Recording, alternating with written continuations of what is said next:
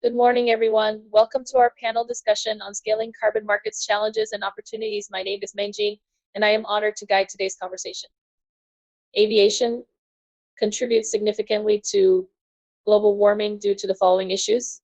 1, harmful emissions planes release CO2 and other gases high in the atmosphere, which trap heat more effectively and worsen climate change.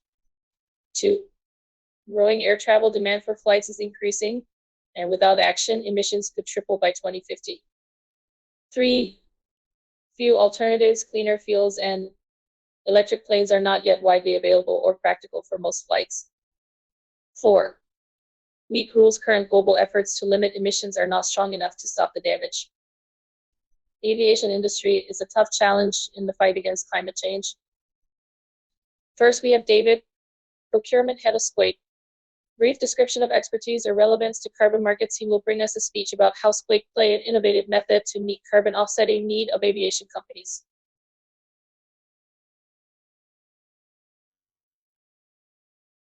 Good afternoon, ladies and gentlemen. So just wanted to give you a quick introduction. My name is David. I am the Head of Carbon Solutions and Procurement at a company called Squake that is based in Berlin, Germany. And we focus on helping corporates meet their climate targets. And there's different ways in which we do it.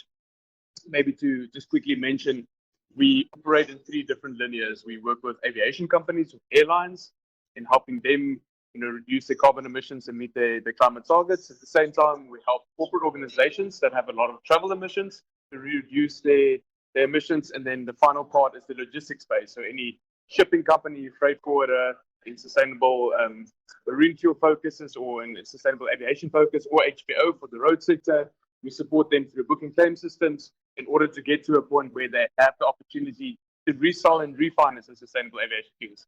And I've spoken a bit before around the aviation space, but in this particular presentation, I would love to focus on the corporate space and how we help corporate companies that have a lot of travel emissions to meet their climate targets. I'll take you through a bit of a presentation in the next couple of slides, starting with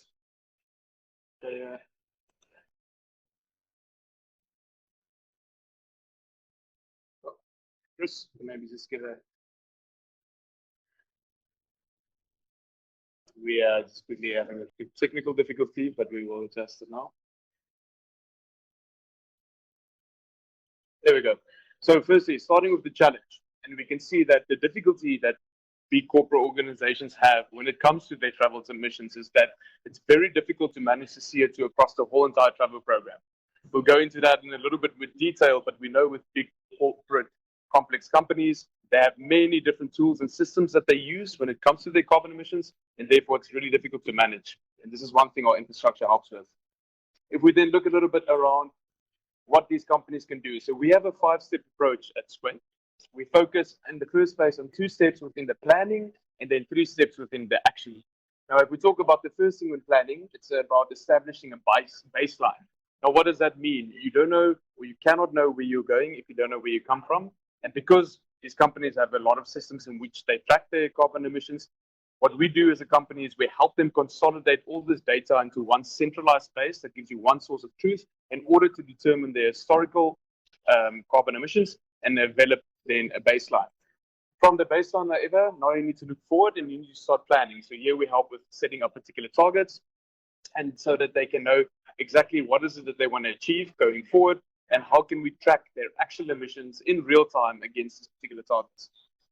Thirdly, we now are focusing on actions here to say, okay, how can we help them reduce their emissions? Now, when it comes to traveling, they say the best way to reduce your travel emissions is not to travel at all, and therefore we help the customers of a certain corporation or the clients or the employees of this company to make more informed decisions when it comes to the point of booking. So in other words, to say, hey, am I going to take rather the train than the flight because it's lower in carbon emissions compared to the flight? Or can I see which route on a particular shipment is going to be the best? So at the point of sale, we're trying to nudge the customer in the direction of making more green choices. Then it's about the reporting. We, of course, know that while these nudging tools and these actions are taking place, we need to measure what is the real-time emissions associated with that. And then finally, we're saying, in the space of traveling, even if you fly with sustainable aviation fuel, even if you reduce your travels, as long as there's some form of traveling, there will be some residual emissions. And in order to then I guess, address these residual emissions, we offer the opportunity to compensate through carbon offset projects and so forth. And I'll go into that a little bit more detail. But just quickly on Squake, as I mentioned, we are a company based in Berlin. We have been around since 2019, and we grew out of the aviation space. So at that point, we were supporting big airlines like Lufthansa Innovation, Lufthansa Airlines, and their subsidiaries, how to raise the investment from their clients, those making the bookings on the flights, in order to buy sustainable aviation fuel. What does that mean? The price between normal jet fuel and sustainable aviation fuel is quite different. There's a bit of a premium, and we help through our technology, which is embedded into the booking flow of these type of airlines, to raise that investment from the customers. In other words, you make a booking and you pay a little bit more because you're willing to offset your flight, or you're willing to contribute to more sustainable practices. And therefore, that investment, a portion of that goes to buying sustainable aviation fuel so that we can reduce the carbon dioxide in the flight, but then also a part of that goes to offsetting projects. And that is basically where we focused on initially, and from that point grew on out of the innovation space. We are also a company that's very focused on certification. We know when it comes to the voluntary carbon market and carbon offsets, transparency is so important. So there you can see we have ISO certifications. We are audited by third-party auditing firms in order to make sure that what we do is in compliant manner that can offer credible and audited certificates to the end client. For instance, our carbon accounting system, meaning that which comes into our system, that which goes out, is completely balanced, and that's verified by a third-party auditor. We also focus very much on data privacy, such as the GDPR compliance, to make sure that whatever customer information we have is kept safe and it's within the regulations set out. I mean, I've mentioned some references that we work with. So we work with big airlines. We are in different RFPs also with airlines in Asia, for instance, Cathay Pacific and so forth. We support the likes of Lufthansa, support the likes of Sun Express. But then we also focus predominantly on travel management companies. So these big corporations, big organizations that have a lot of corporates behind them. And these include, for instance, the likes of BCD, CWT, Reeder McKay.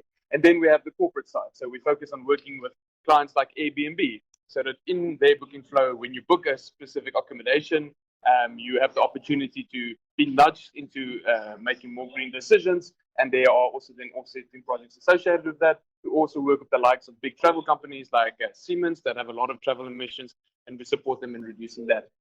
And then just finally, there's some links which I will make available on our website. So if you go to squake.earth, you will find links to these type of different tools and technologies. All right, maybe jumping into the first step. As I've mentioned, the first step is creating a baseline. And why this is a challenge in the industry and the market, we know that these type of big organizations work with different online booking tools. They work with different offline booking tools. They work with different travel management companies. So there's so many things. It could be Citric, it could be SAP Concur. And this makes it really complex for the travel managers within these corporate organizations to make sure that they have a true account of the carbon emissions. And therefore, a company like Squake, through our technology, we bring all those different sources into one centralized place. We go through our data engineering to clean up the data, because it's important to ask, where do you pull the flight data from? Is it coming from the OBT? Is it coming from the TMC? In order to make sure that we have the most accurate data. And then it's about making sure that that's synchronized to a visual platform where the travel manager has a complete overview of all the different associated travel emissions, can clearly see, okay, this is what we've been traveling, in order to set up that baseline, in order to understand what has that historic emissions been. Because only when you know what that baseline is, can you then say, okay, what is our plan to reduce that in the future? What is our new target? Maybe we say, let's reduce that over the next year by 5%. And this helps the travel managers in that regard. Here you can see step number 2. Step number 2 is then all about the targets and the budgets. So there's a nice sort of video representation of it, but you can basically go in and say, okay, we are interested in January to reach this amount of emissions, and February that amount of emissions. And then while this is taking place, you can see what's your target. You can see how the real-time data compares to that. And it helps travel managers to see, are we on target? Should we make adjustments? Should we make better decisions? Should we bring in other technologies that helps the employees or the clients to reduce their emissions? And you can see it's all visually represented in our dashboard, which will be available to the client and the travel managers. If we talk then about step number 3, now this is an interesting one. Step number 3 is really what helps nudge customers and employees in making right and green decisions. So as I said before, if you want to reduce your travel emissions, the best thing is to not travel. We know that's not necessarily possible. The only way I was able to get here to COP29 from Berlin was just, of course, to fly here. So therefore we're saying, okay, how can we make more informed decisions? How can we help companies and their employees and their clients to choose options that is more sustainable? And therefore we need to give them transparency. So the way it works in our system, you're able to go and say, okay, for flights, for hotels, for rail, whatever sort of the component within the travel and logistics spaces, there are the different calculation methodologies. So Squake focuses on the vast majority of calculation methodologies most suited to the client's need.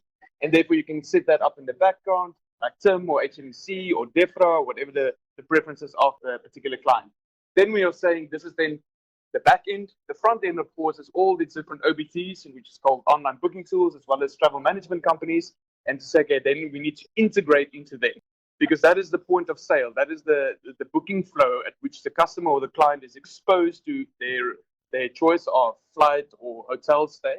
And that then obviously needs to be visually represented. So what you can see on the side there is, for instance, an example of SAP Concur, where Squake has built an overlay that lies within that, meaning when the employees of a company that is making use of SAP Concur makes decisions around their travels, they can see what is the associated carbon emissions for that flight or for that train or for that hotel. They can then say, okay, this is what it's going to increase the price of my ticket, for instance, and they can decide to choose that. This also helps big corporates that want to bring in a travel tax, for instance, for their employees, to guide their employees in making more and more informed decisions. You can even say the employee pays for the additional amount of carbon if they go across the available tax that they have, for instance. So that's all at the point of sale. We know in the likes of an airline, this is really, really effective, because if you choose to fly with a certain airline, you see the associated emissions.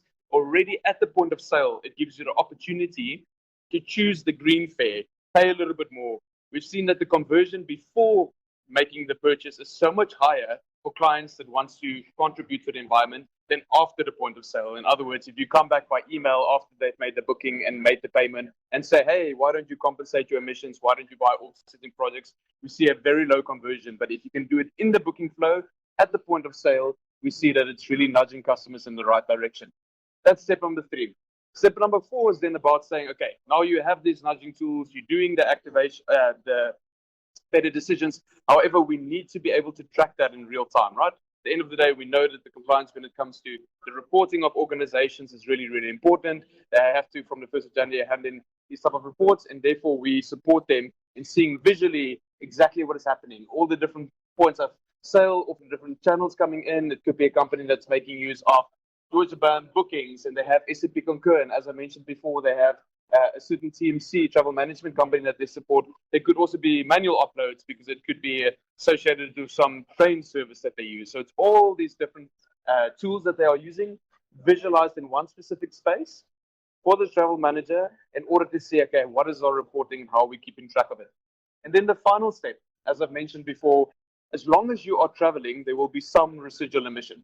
We first said, okay, you establish the baseline so that you know.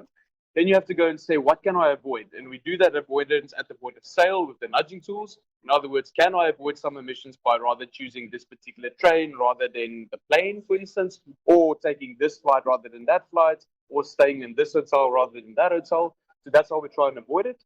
But then at the same time, we are saying you can't avoid everything. You have to have some residual emissions compensated, and that's where Squake offers a range of different CO2 projects. I, for instance, as the head of carbon solutions and procurement, work with a global network of project developers in order to source these type of projects. Now, it could be sustainable fuels. We operate in sustainable aviation fuel, sustainable marine fuel, HVO, that can be used by these type of travel corporations in order to reduce the emissions, but it can also be offsetting projects. And here we have a wide variety. We look, for instance, at removals, avoidance. I've mentioned the reductions. What is incredibly important, though, as we see the market maturing, as we see transparency is becoming a bigger thing, we as an organization know the importance of having high quality credits. There's been many claims in the past of greenwashing or certain projects saying a certain thing and then delivering something else. And therefore, as a company of Squake, we want to protect the reputation of these organizations. We want to adhere to the compliance of the market. And we are therefore focused predominantly on due diligence, making sure through a 56-step sort of due diligence process that we are getting the best quality credits. And this could range from doing background checks on the project developers, but we also focus on the robustness of the methodologies. We focus on additionality. We focus on permanence. We focus on MRV, measure reporting verification. We focus on making sure that there is no double counting, when it comes to corresponding adjustments. So there's many different steps that we go through in order to ensure the credibility of these projects so that we can offer our corporate clients the best offsetting projects available. What that then, of course, means is you can reach your goal by making sure you either avoid some and you have these CO2 projects. So on our infrastructure, there's different ways that we can bring this to the client. We can do it through an API integration, the likes of big corporations that have, like, for instance, an airline where the bookings take place constantly. This is already connected to a network of projects in the background, buying from those projects, and we as a company make sure we can purchase those offsetting project credits.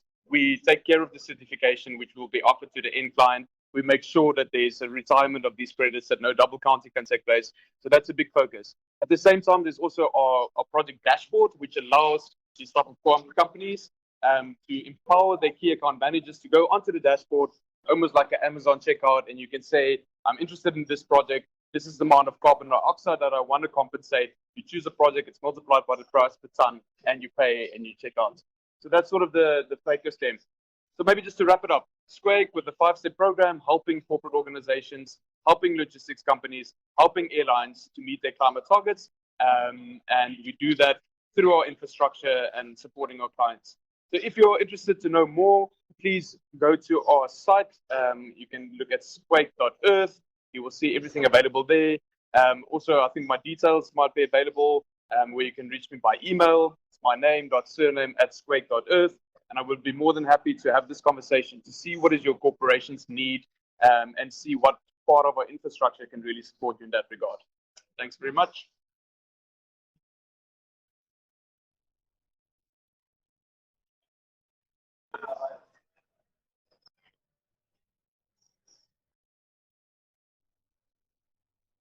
Yeah.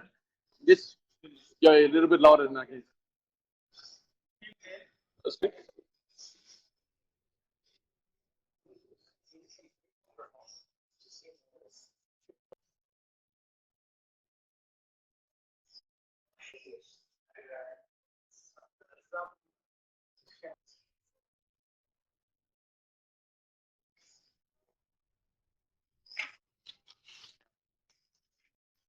I'm just interested. Are you thinking from the case of a corporate organization as an individual, an airline, a logistics company? Because I think the use case and the need changes. I'm going to give you an example. Aviation, airlines, they know that they are flying a lot.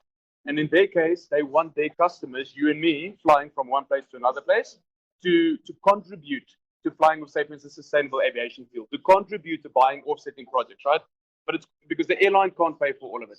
So what we do in that particular space is through our infrastructure in the booking flow, we help educate and nudge the customers, you and me, to choose a better green option. So you might say, the normal flight from Baku to South Africa, Cape Town, which is my home country, is €1,000 for a normal ticket. However, if I pay €1,100 or maybe €1,050, I'm able to compensate my emissions. And then that extra component of money that's above the ticket price, we as a company can then aggregate that. And maybe an airline decided, we're very interested in buying some sustainable aviation fuel. So a portion of that money goes to buying the actual fuel so that we can reduce emissions. But a portion of that goes to offsetting. So that could be then a removal project such as biochar. So we help through infrastructure for that to happen. If I focus, for instance, on logistics, there we're seeing big organizations that are forced to meet their climate targets. We see them shipping more and more, and the only way they can do it is basically reselling the carbon reduction of sustainable fuels, such as sustainable marine fuel, sustainable aviation fuel, HVO, depending on which sector, road, shipping, flights. And through our infrastructure, again, we can give them an inventory management. We can help them through a booking claim system to convert the physical fuel that they're filling with into a credit. But then I think the big space where we are looking at is this travel emissions. We know that big corporate organizations have a lot of travel emissions, depending on the nature of the company, but like consulting firms, they fly all over the world to attend meetings, to go and consult clients. And these corporations are feeling more and more, sure, how can we put better practices in place for our employees or for our clients to reduce their emissions? So here we work with the intermediary, which is often travel management companies. A big corporation doesn't book their own travels. They have someone like PCD or CWT that they make use of in order to help them manage their travels to many different countries. So our technology helps those particular TMCs so that the end corporate client has the opportunity to reduce it. And maybe I can just jump back to that. Let's see if I can quickly scroll there to the 5-step approach which I was mentioning. Yeah.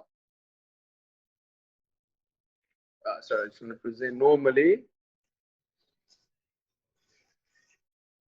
So I was saying we do that in 5 steps. In the 5 steps, 2 of them focus on planning. Where is the mouse? I need to just. Okay, 2 of them. I'm going to lay it all open. Actually, let me do this.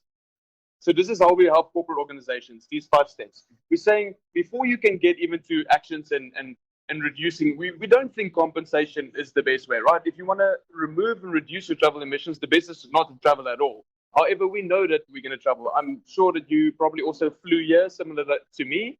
And in order to, of course, make sure that we can still fly, there will be some compensation. But we start here.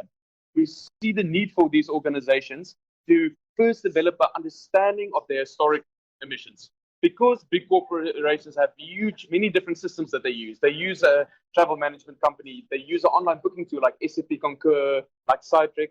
They might be using a certain train service. They might be using a certain accommodation service. So they have all these different tools, and it's very difficult for a travel manager to understand what is my actual emissions. And therefore, what Squake, for instance, helps is we bring all those points into one centralized place where we have the data, because we're talking about data here. We clean up that data to make sure that, hey, we have accurate data, and then we allow the travel manager to see it visually. So we put it in a very nice visual overview that they can understand. Because before you know where you can go to, you first need to understand where you're coming from, right? Now you have a good feeling of your historic baseline. The second thing is then to set targets, the planning. Because now you could say in 2024, we had, I don't know, let's just take a number, 1,000 emissions. In 2025, I would like to reduce that by 5%. So now it's about setting targets and tracking the climate or your actions against these targets. The middle one is now starting to be about actions. How can we get our employees of the company or the customers that make use of our service to be more mindful? And here we are trying to nudge customers. So in the booking flow, while you're making the purchase of the hotel or of the airline, like I've said before, we calculate the carbon emissions in that booking flow and then say to you, hey, pay a little bit more. This is good for the environment. You can offset your flight. We see that the conversion before purchase is so much better than the conversion after the purchase. If you paid for a ticket, a flight, for instance, and you get an email later that says, hey, you want to compensate? Probably not going to do it. But if you're in the process and say, hey, I can add a little bit onto my ticket, can I compensate? That's great, right? And also the point of calculating is to make you make better decisions. Maybe you see, this flight is 120 kilograms of carbon dioxide, but this one, because of the class, because of the plane, more innovation, is only 100. Then you choose that one, for instance, and already you've reduced a bit. So that is the step. And then we're saying, well, while you're doing all these actions, you have to be able to see it visually. You have to be able to report on it. So we track it all in real time for the travel manager, again, to have a clear understanding, because at some point, compliance comes wrong, regulatory frameworks come wrong, and say, hey, I want to see your reports. And then they have all of it available that they can clearly offer. And then we're saying, you still are flying. Even if you fly with sustainable aviation fuel, there's still some emissions. How can we then encourage them to even remove those emissions? And that's where we bring in offsetting projects. We invest it into different projects. It could be avoidance. We are highly encouraging removal projects because we know that removals will get us to net zero. So things like direct air capture, things like biochar. However, they come at a higher price per ton, and therefore we believe in putting together portfolios. So you could have a portfolio where you have direct air capture, a bit of biochar, and then some other cheaper projects, so that the average price of the portfolio per ton is at a price which is suitable for the clients to pay. And that's sort of the focus that we have, and it's been working really well. We see more and more big organizations making use of this, because it really starts with empowering them through the infrastructure, making it visual to them, making them aware of what's happening.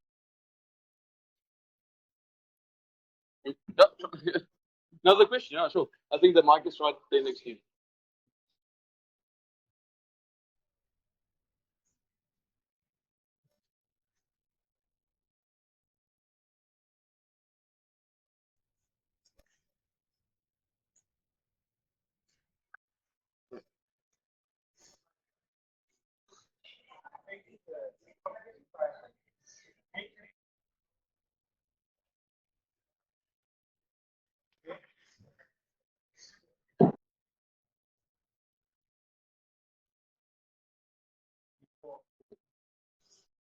I would say the problem is too big for one or the other, right? It needs to be both.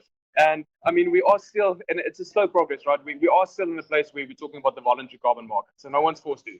However, companies are experiencing more and more pressure, and it's companies that come and pay for the infrastructure. It's companies that come and put it together. It's companies that give subsidies for their clients. So I think depending on the company, more and more of them are moving in the direction of saying, hey, I'm paying and I'm investing into this infrastructure, which is the company's part. However, if you think of an airline, right, there's thousands and thousands and millions of people flying. There needs to be some responsibility on us to make more informed decisions. Otherwise, I say, you know what, I fly business class all the time, which is a higher carbon footprint because, of course, my space in the plane is much more than someone sitting in economy class. And there should be a little bit of responsibility on David saying, David, maybe you don't have to fly business class, you know? And I think, therefore, it's really important to educate customers and clients. We do know that companies are experiencing more and more pressure. At some point, 2030 targets, regulatory compliance will force them. We see, for instance, surcharges on SAF that now has to be onto the plane. So these companies are paying. But I think it's really a joint effort between the clients that make use of these companies as well as the customers. I'll use another example. Some organizations, big corporate companies, they use an internal, say, booking tool like SAP Concur, which their employees can use to book their travels. Now this company says, okay, we're going to put in a carbon tax. For instance, let's say 120 euros, whatever, per time. It means that up until there, the company will pay for it. However, if you now go and decide to stay in the nicest hotel and fly business class all the time, that additional that you go over the tax, you as an employee can pay. You have the choice to be under that. You can choose, hey, I don't have to fly business, I can fly economy, or I don't have to stay in the big hotel, I can stay in the other one. But there needs to be some responsibility that if you cross that threshold, that you contribute. Next, we're joined by Baoji, General Manager of Iceberg Consulting Company, which has resourceful voluntary carbon reduction project in 8 different developing countries. Good morning, this is Jibao from Iceberg. Today I'm introducing the COSIA, the International Aviation Market, Carbon Market, and our company, Iceberg. We are a carbon credit project development and trading company. And the first part is a general introduction of COSIA, which is managed by the International Civil Aviation Organization, IQ, on the United Nations. It is the first global carbon market only for international flight, which means the domestic flight do not included in this mechanism. And I think it's a good mode for international cooperation in carbon market, although it's only for just one sector, the aviation. It has 3 phases. The pilot phase is from 21 to 23, just finished. And the first phase started from this year, 24 to 26. And the phase 2 is from 27 to 35. The baseline for the pilot phase, which is 21 to 23, is the emissions of 2019. From 24 for the phase 1 and phase 2, the baseline is the 85% emissions of 2019. Unfortunately, due to the influence of COVID-19, in the pilot phase, there was almost no demand in the market because the international flights during this time was much lower than 2019. But since the international flying is recovering now, and in many places is even more than 2019, and I think from this year and from phase 1 there would be some requirements. And in the first 2 phases, I mean pilot phase and phase 1, from 21 to 26 is voluntary, but from 27, the phase 2, it will be compulsory.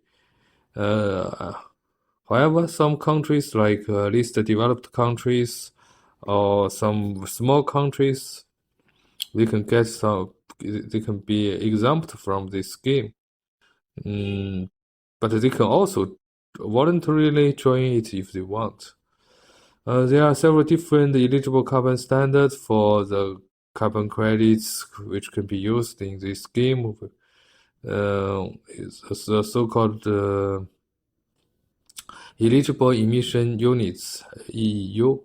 In the pilot phase, it's ACR, CAR, ART, and there's VCS, four mechanisms from United States, CDM from UN, CCER from China, GS from Europe, and GCC from Middle East. And from this, in the phase 1, 24 to 26, now we have 6 mechanisms: ACR, ART, VCS, GS, GCC, and CER.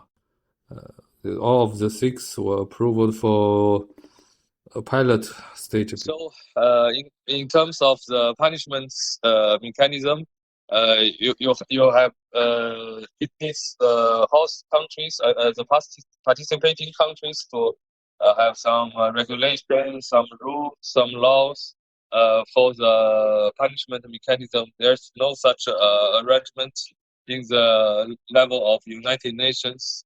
I think it's maybe a problem for this mechanism in the future.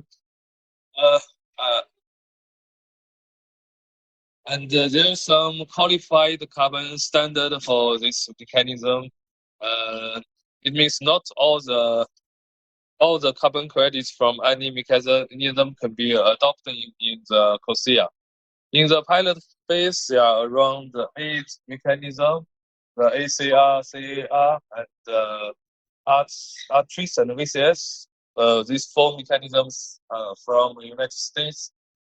Gold standard from Europe, actually the Switzerland, CDM from the UN, CCER from China, and the GCC from the Gulf countries, Qatar. But in the phase 1, the adopted mechanism now is only 6: ACR, ART, VCS, GS, BCC, and CAR. But I think more mechanism will be adopted in the future because almost every mechanism wants to apply for this to prove their credibility. Here is the participating countries. The green one, they are already participated in the scheme. No matter they are from some compulsory country or from some voluntary country. There are 2 types of countries. Some big countries, in terms of emission from international aviation, they have to join it. Like China, Russia, United States, India, Brazil, all of them have to join this scheme. But some small countries or with few emissions, or like LDC countries, least developed countries, they can choose to join or not. It's not compulsory for them. There's some, I can see some policy favorable for them in this. But although we saw many of them choose to join, you can see them. You can focus on the map. In this map, is for example in Africa. Many countries, even many LDC countries, already joined this scheme. But there are still some countries that are compulsory to join, but has not decided to join yet. Generally, it's BRIC countries: Brazil, Russia, China, and India, plus Vietnam. These 5 countries have not joined this scheme, but they have to join, I think, from 2027. This is they call it eligible emission units, EEU, the supply data for the EEUs, because the approved mechanism is still limited, and they need the corresponding adjustment. So the amount of EU it is not so many. The fixed one, the confirmed one is only 4.6 million EUs from countries. Actually, it's a project in Guyana, and because Vera and the Gold Standard just approved at the end of last month, the supply, the fixed supply is around 7.5 million tons. But compared to the requirement, it's still small. Yeah, you can see this figure. The one in the orange is confirmed supply from actress, and the one in the light green is demand in the from the low estimation, and the color of the dark light is demand in the high scenario. So you can see the gap is still huge. Yeah, but it also depends on the development of the international carbon market under Article 6. For example, if we have some progress this year for Article 6.4, maybe we'll have some surge in the supply side, and it may maybe even exceed the demand, like what happened in the pilot phase of CORSIA. So the second part is a brief introduction to our company. Now we are developing carbon credit project in Africa and Asian countries. Now we develop them actually in 8 countries. The mechanism include gold standard and VCS. And this project, across 8 countries in Africa and Asia, like Philippines, Laos, Cambodia, Bangladesh, Madagascar, Kenya, Rwanda, and Senegal. Now we are more focusing on the community-based project, like cook stove and safe drinking water. But we also plan to develop more type of project to reduce the risk in the markets. For example, we are also looking for like renewable waste treatment and forestry, or even biochar project, which is quite popular and more popular in the market now. This is some photos from our projects. Now we donated around 200,000 cook stoves in 5 countries to generate around 700,000 tons of carbon credits every year, and help around 200,000 households to have clean cooking solutions, avoid more smoke during cooking, and save some time for collect firewood. Yeah, okay. This is another main project for us. It's a safe water. We supplied safe drinking water in the rural area of some African countries and Asian countries, including Bangladesh, Rwanda, and Senegal. It contributes to around 1.2 million people and generated about 770,000 tons of carbon credits every year. So we hope this carbon project and can help the most vulnerable countries, most vulnerable people in those countries. That is all of my introduction today, and thank you.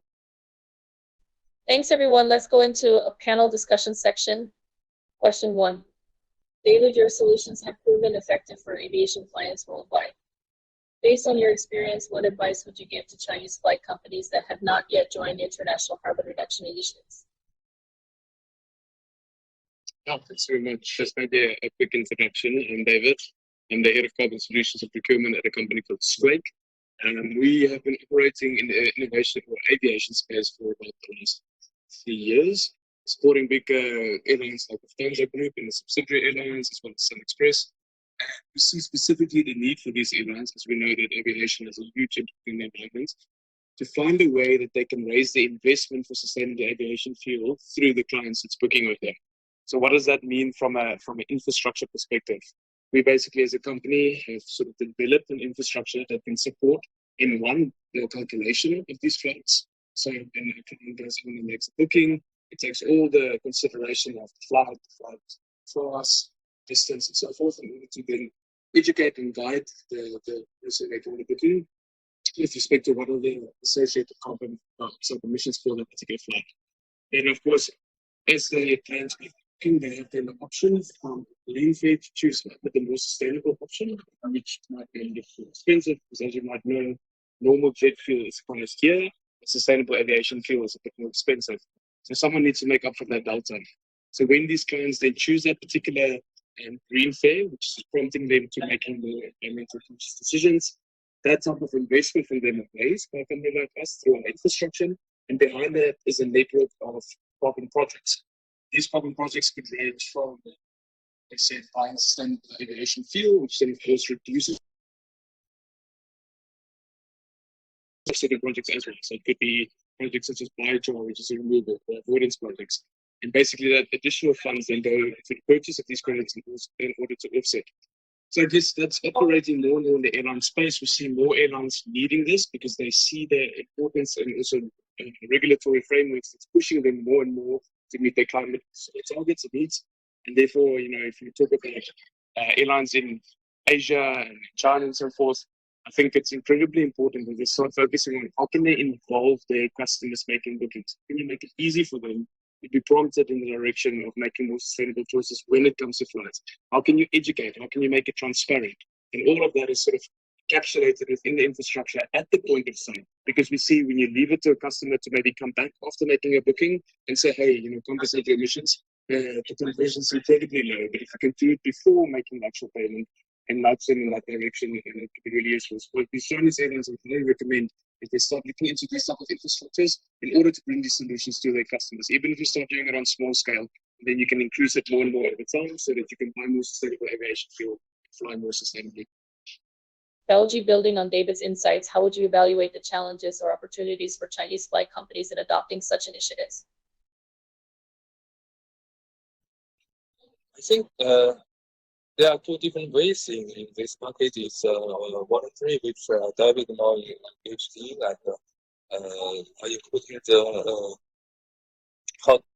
the aviation company. They let their clients, passengers, to choose if they want to voluntarily offset their emissions in flight. Another one is for the compulsory one, which I engaged more in. Because there's international consumer markets managed by the ICO from the UN. So for example, for China, they have to join from 2023 because 2022 for the international flights leave and goes to China. So they have two choices. One is to buy eligible carbon credits, they call it eligible emission units, and the other one is by the sustainable aviation fuel for this. So for us, we are working to develop some eligible carbon credits on the recognized mechanism for COP, and hope to provide the carbon credits to those aviation companies who participates into the compliance is critical. Chris, considering David's perspective, do you foresee any additional strategies or barriers that Chinese flight companies should address when approaching international carbon reduction schemes? Actually, just now, David talked about how to getting passengers involved the carbon reduction process. And Mr. Bao talked about the co-share standard. Actually, for the Chinese companies, and they are facing two challenges on both standards. First of all, is that the COSIA standard. At this time, none of the Chinese aviation companies has joined officially to the COSIA standard because COSIA standards has accredited some carbon standards, carbon mechanisms such as ECS and GOSIA, internationally recognized. But China has its own CCI under. It's a closely related to the compliance market, so it's not a purely voluntary market. So it's a little bit isolated from other carbon market globally, and that's a problem. And so we can see that in the next 2 or 3 years, China may converge this domestic market to international market. So we can see Chinese aviation companies to join the COSIA standards with this integration. And that's from company level, but from the individual levels, and we can see that many of the Chinese residents or passengers realize the carbon reduction influence. So we should know a lot about our customers and our passengers. So we have to educate a lot and spend much time and cost on them. That's another challenge. Maybe the second challenge is larger than the first one, as I see it. Question 2. David, could you provide a specific example of how innovation has effectively tackled challenges such as transparency, data verification, or simplifying participation in the carbon market?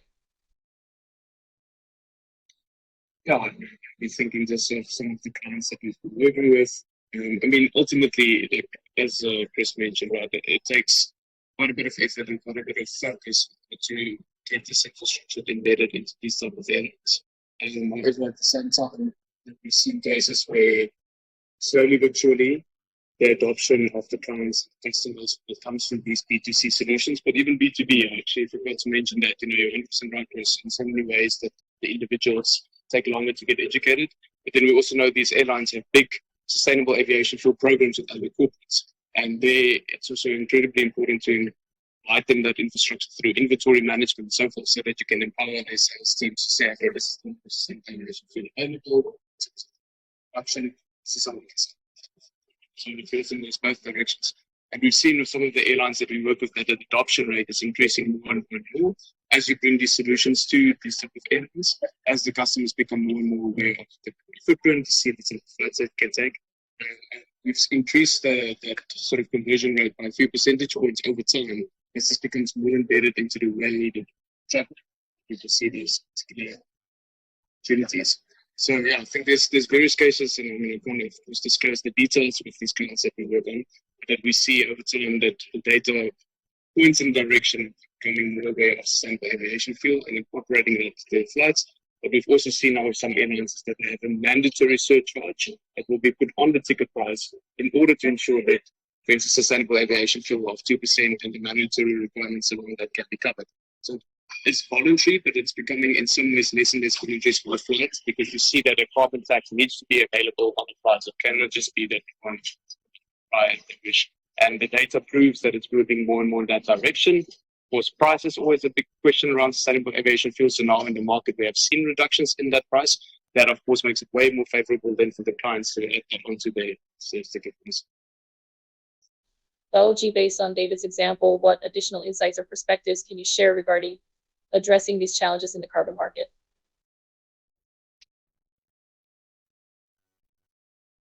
So I think, education and awareness is quite important. I think not only for the voluntary market, it's also for the compliance market. It's also quite important because integrity and quality concern is dominating the market since last year.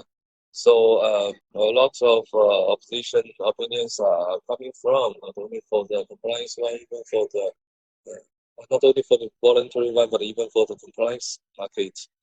For example, there are many people they think the usage of carbon credits is not good. So the basis of the COSIA is a problem because the they don't reduce carbon emissions by themselves. They use carbon credits. But I think now the most important thing for us is to act quickly. Or no matter, because the POSEA was set up in 2018 at that time, in 2019, and at that time the things is not like now. The market concern or the market focus is different. We cannot lose the current focus of the market. The Judge one has already been fixed like 5 or 6 years ago, and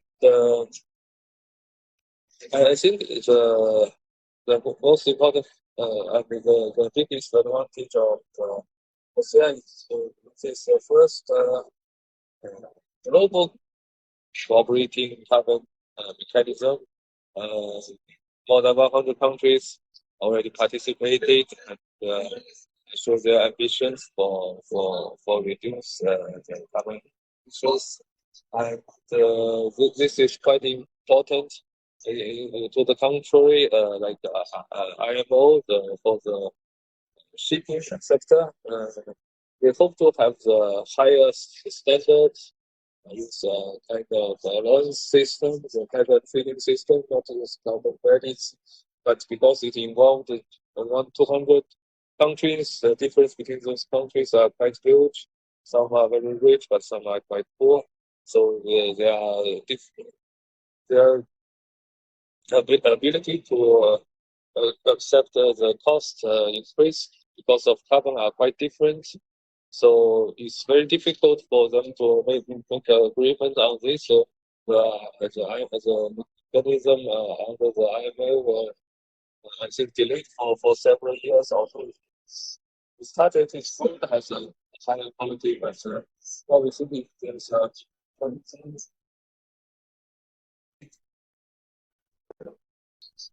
agreement for even small targets that has cooperate and act together. The world is better. Let's say for COSEA, even many LTC countries from Africa is already doing it. At least their willingness, or at least their awareness for this market. I think it's just the first step. Of course, we give you a cap and trade system. It's better, but we start to do something. And, I think it's the first step to a better, stricter standard. Chris, reflecting on David's example, do you see any alternative approaches or complementary strategies that could further enhance these aspects of the carbon market? Just David showed us some specific example, such as sustainable air fuel to avoid carbon emission during air flights. But the things are so different in different countries. For example, in African countries, they cannot easily be encouraged to use sustainable air flight because the economy condition is limited there. So we will ask them to use some carbon credits, such as carbon reductions, that is under certain famous mechanisms to guarantee their quality. But even so, we can estimate that their quality of verification and validation is a bit lower than the ones in Europe. So we can encourage them to use the market mechanism or pricing mechanism to adjust their costs and their claiming accordingly. So I don't think there is a one for all solution innovation. So we can adjust based on the situation of the company or nations. Question 3. David, from your perspective, what are the primary factors driving growth in today's carbon market, particularly for aviation companies? Yeah, maybe so. I mean, I already mentioned one component of the drivers is the compliance side, the regulatory sort of pressure. Then I said, transparency plays a big role. But the third component is around innovation and availability. I feel that over time, more and more projects come to the market. The suppliers become more innovative. They can scale up, and as units of economics obviously work, it becomes cheaper for relative credits if they can produce at larger volumes. There's also, I guess, bigger offtake. So we see companies like Microsoft and so forth that are taking huge amount of volumes, and therefore it allows the suppliers then to reduce the price per ton for these credits. So I think over time that is happening, which then enables big organizations, big airlines to say, hey, as the prices are getting more stable, as it is a bit more affordable, open to the idea to purchase the sustainable aviation fuel, the offset products, due to this particular innovation. So between those three elements, I feel they are key drivers to what's growing the carbon market. Of course, many others will show face as we get more mature and more developed in this particular space. Belgium, building on David's insights, do you see any emerging trends or additional factors that could influence growth in this sector? That's why we have the market is always demand. In terms of carbon credits, almost always the market price higher than the demand from maybe the start of the market, especially for the voluntary part 15 years ago to now, it's almost the demand is higher, it's lower than the supply. So the main task for us is how to boost the demand side. There are two ways that advance the compliance market from the laws, decrees, in different countries like China, they can adopt the CCURs, and Russia can adopt varies on the Article 6 of Paris Agreement, and some other countries like Singapore, South Korea, Japan, and Switzerland, Norway, Sweden, they are buying carbon credits also for their FTCs from some mechanism and Article 6.1 or in the future Article 6.4. So I think it needs the both efforts from both the voluntary and the compliance side to boost the demand, which is most the important thing.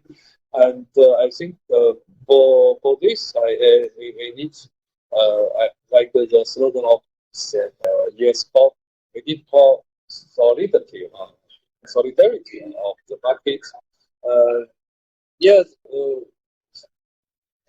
this from last year we heard about a lot of which is high quality, which is low quality, which is good, which is bad. A lot of things about this. It seems like people try to prove that our products is good, it's better, it's higher quality, and yes, I think it's good. It's better to buy some projects. Of course, it's better to buy some project with high quality, with or more evidence. But I think the problem for the solidarity is like this. We don't need to blame too much for those, especially for some new company who just joined this market, just start to buy from the cheap sites. I think this is also good for them, and because there's a learning curve for this, I think I remember like 15 years ago, even the UETS was not they buy carbon credits for renewable energy, which is considered as no additionality now. But in 15 years ago, it's okay for them. So, for example, for countries like China, we are just at the start point of this learning curve. Should be, I think, even to buy any kind of carbon credits, that should be encouraged in such a case, but at least they have some basic requirements. For example, cannot be forced based on some action.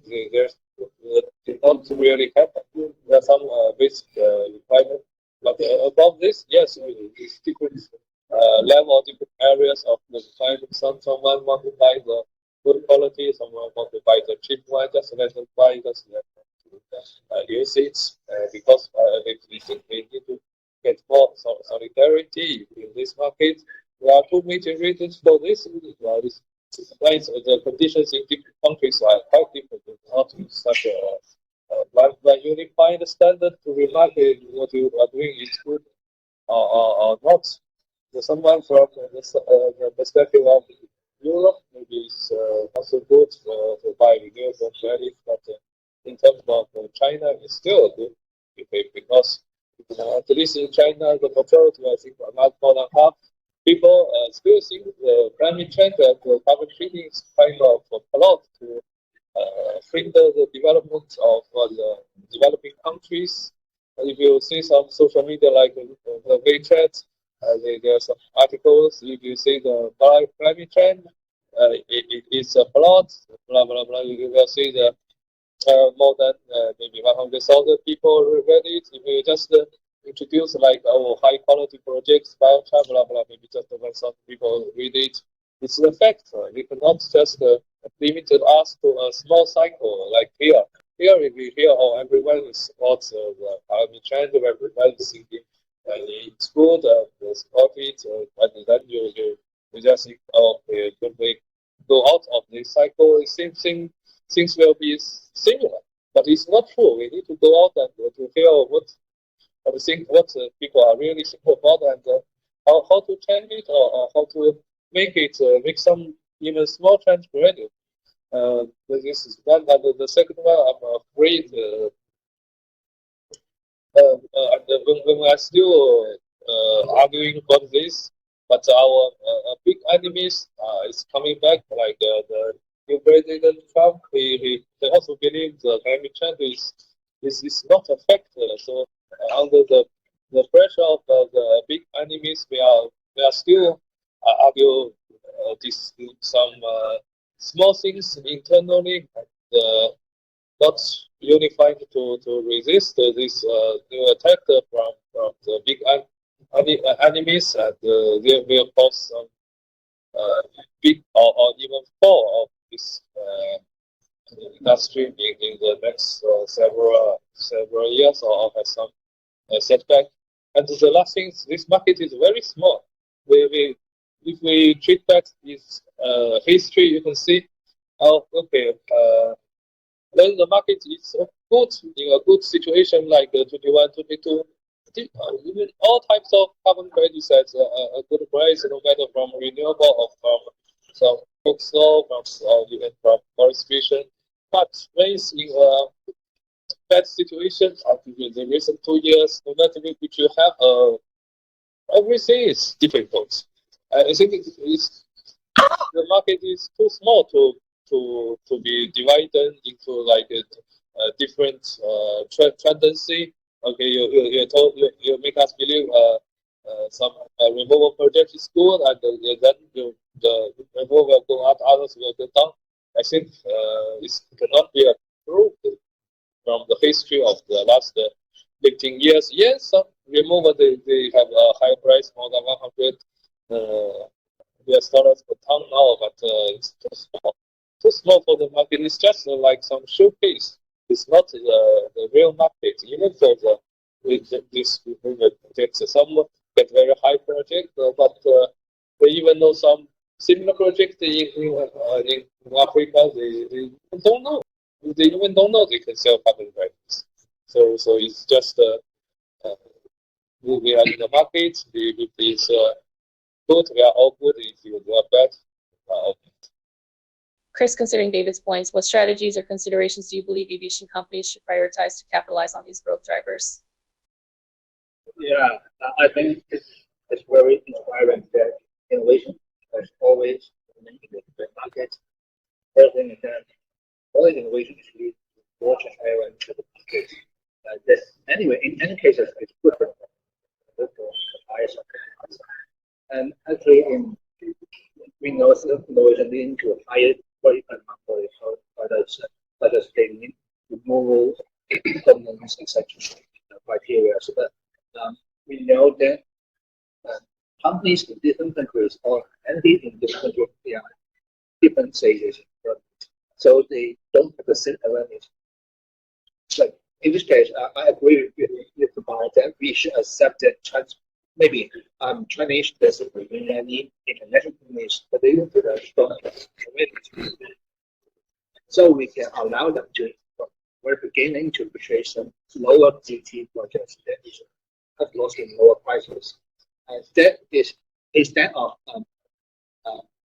pushing them to buy some high price, such as this, maybe $10 per ton. That's comparatively higher than the carbon credits market.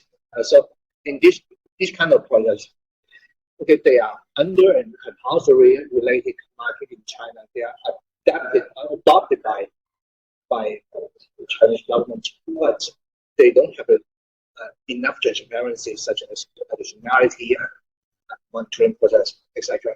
So we should encourage Chinese companies, for example, to purchase more innovative products, including they don't have fancy stories. They don't have